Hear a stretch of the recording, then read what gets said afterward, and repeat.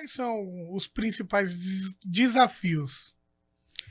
Cara, o primeiro desafio que a gente tem de fatores humanos é do entendimento. Esse é o primeiro Isso desafio. vai para tudo também.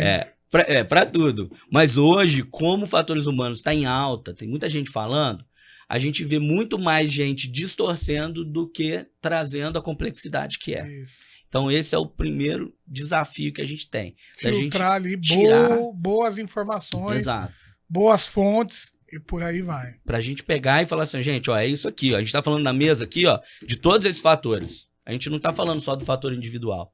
Então, esse é o nosso primeiro desafio que a gente tem.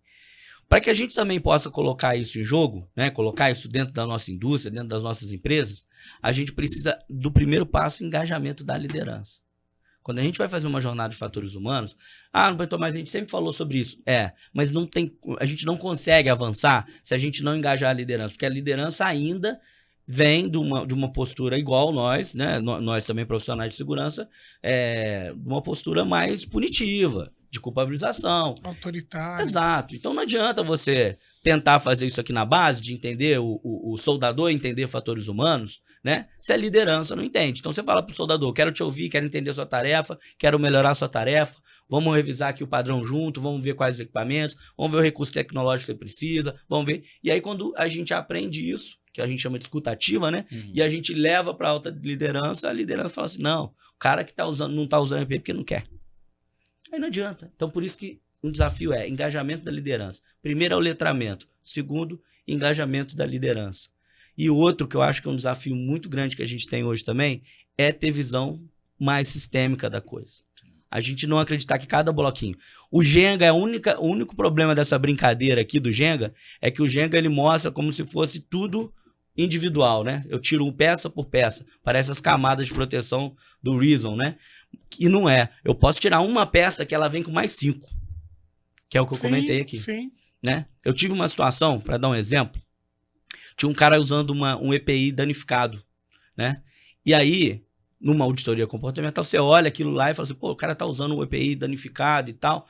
Só que uma limitação da auditoria comportamental é ver só aquele cenário. Ela não pega o contexto. Isso, exatamente. Ela não entende o contexto, né? E aí, depois, tentando entender, olha só o que aconteceu. Esse cara que estava trabalhando lá, ele era da empresa B. Ele estava vindo de um novo contrato que estava iniciando. Por quê? Porque a empresa A, ela não, como ela estava no final do contrato, ela não pagou mais, plano de saúde e tal, o pessoal resolveu parar, cruzar os braços. Então, o cliente chega para a empresa B e fala assim, cara, eu preciso que você mobiliza rápido. A empresa que está lá parou, eu preciso que você coloque os caras para dentro. E o cara se esforça para colocar o cara lá dentro. Só que nessa de colocar lá dentro com muita esforço e correria, ele deixou de entregar o EPI, ele deixou de treinar, ele deixou de fazer uma série de coisas que ele deveria fazer num processo de mobilização. Só que você só viu o cara lá sem a luva. Mas olha quanta coisa aconteceu. De uma empresa que não pagou, do outro que... Né? Então, assim... Um tempo, recurso... Exato. E aí, se você não olhar para isso, você continua enxugando gelo. Você vai sempre ficar ali. O trabalhador errou de usar a luva rasgada. O trabalhador culpa... Entendeu? Então, assim, é isso. Fatores humanos. O desafio é a gente olhar para tudo isso que está influenciando lá na ponta. A gente não ficar preso só lá na ponta. Tá? Então, são os 3 principais desafios. Letramento, engajamento da liderança e visão sistêmica.